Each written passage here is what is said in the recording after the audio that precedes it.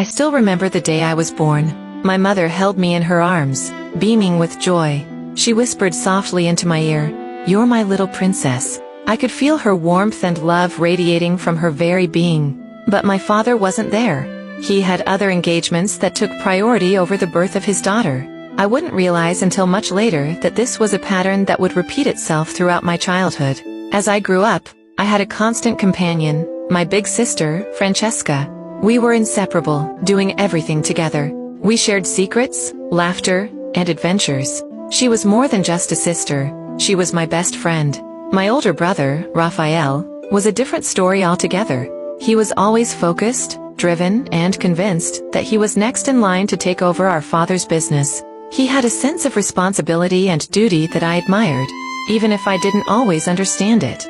My other two brothers, Marco and Luca, were more carefree. They loved playing games, getting into mischief, and causing chaos wherever they went.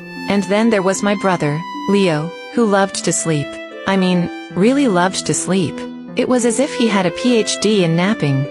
Despite our differences, we all shared a special bond. Raphael would often read us bedtime stories when our mom wasn't around. His deep voice would weave a spell of magic and wonder, transporting us to far-off lands and fantastical worlds. Those were the moments I cherished most. When my mom was home, the entire atmosphere of the house changed. She would spend hours in the kitchen, cooking up a storm, and filling the air with the most delicious aromas. She would always be smiling, humming to herself, and making everyone feel welcome and loved. My dad, on the other hand, was a different story. When he came home from his, shall we say, business dealings, he would often invite the whole family to dinner. Sometimes, it would just be a regular family dinner, but other times, it would be a formal business dinner, with his associates and other important people in attendance. Occasionally, my parents would go on dates, just the two of them, and we kids would be left with the nannies or other caregivers. We would always be excited to see what gifts they would bring back for us.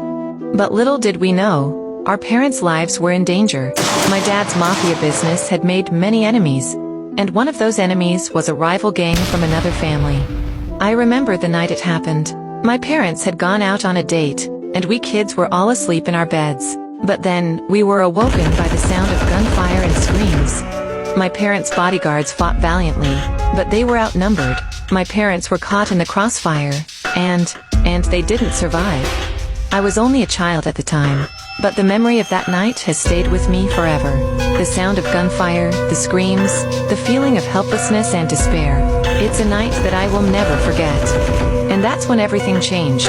Our family's business, our lives, everything was turned upside down. My brothers and I were left to pick up the pieces, to try and make sense of the chaos that had been left behind.